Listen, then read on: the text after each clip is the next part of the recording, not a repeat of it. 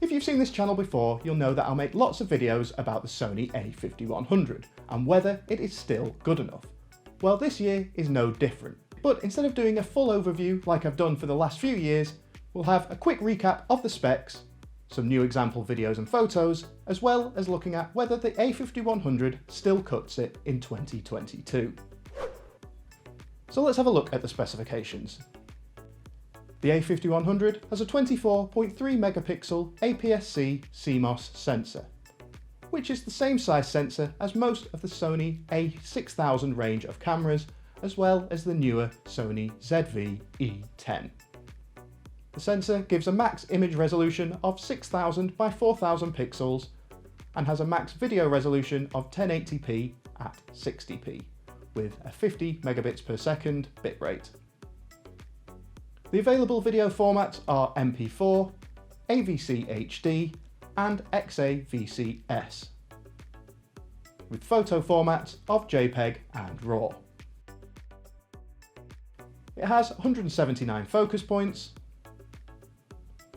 a minimum shutter speed of 30 seconds, and a maximum shutter speed of 1/4000 seconds.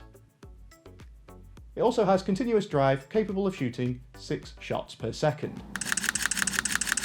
It has an ISO range of 100 to 25,600, but it has no built-in in-body image stabilization. Its dimensions are 110 by 63 by 36 millimeters, and it weighs 283 grams without the lens attached. Talking of lenses, it uses the Sony E-mount interchangeable lens system, which has many Sony and third-party lenses available, whether these are zoom or telephoto lenses, capable of all sorts of different types of photography and video. It uses SD memory cards to save your photos and videos. However, for the best quality video, XAVCS, you'll need to use an SD-XC memory card, which are slightly more expensive. It has a 3-inch LCD touchscreen, which can flip up easily 180 degrees for self-portrait or just for self-monitoring when you're making videos. Though the touchscreen is only for focusing and not for menu navigation. The a5100 has no electronic viewfinder known as an EVF. All the monitoring that you'll do will be on that 3-inch screen. It does have built-in stereo microphones, but there is no microphone jack to plug in your own microphone, and there is also no headphone port for monitoring your sound, though there is a speaker. It has a micro HDMI port, as well as a USB port. And the memory card slot on this camera is on the side rather than in the battery compartment, which is common on many other Sony APS-C cameras. It does have a built-in flash with a max distance of 4 meters, and it uses the Sony MP FW50 battery, which will last for around 400 shots before needing recharging. It has a threaded mount on the bottom of the camera for connecting to a tripod. If you've got a Sony a5100 or are thinking of getting one, please consider subscribing to my channel, covering this and lots of the other Sony APS-C cameras. And drop a like on this video if you're enjoying it. So to prove what this camera is all about, I took it out and about to see how it still looks. Unfortunately, the weather was awful on the day that I took it out, but I still managed to get some decent shots. And despite this camera not being listed as weatherproof, it managed to take quite a battering and still came out in one piece, though I wouldn't recommend taking it out in heavy rain such as I did.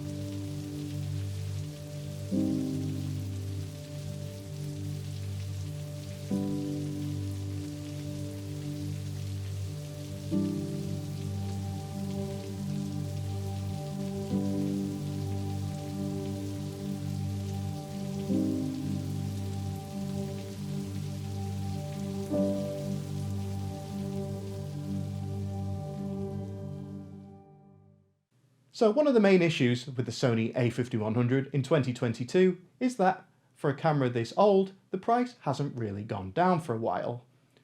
With the global microprocessor shortage and this camera being at the end of its life cycle, picking up a new one will cost around £450, $450, which is around £100 more than I paid for it new around 5 years ago. Even the second-hand prices are still around $300 to $350. So if you're in the market for a camera like this, it may be more beneficial paying more for a newer camera body such as the Sony ZV-E10 or the a6100, as this camera unfortunately isn't available at the low price that it used to be. But if you already have this camera, unless you need a big upgrade, say to a full frame camera, or you're hitting limitations that you can't work around, such as no 4K, lack of picture profiles, no mic jack for example, then the a5100 is still a fine option for video and photography, especially for stuff like YouTube and as a live streaming camera. Of course there are much newer and better cameras out there, and with smartphone cameras getting better all the time, the advantages of a dedicated camera are getting smaller.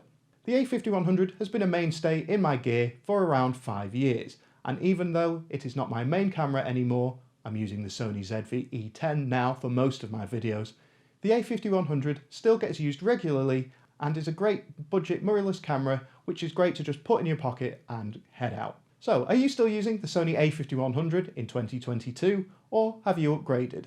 Let me know in the comments. But if you've enjoyed, please consider subscribing to the channel and dropping a like on the video. But until next time, see ya.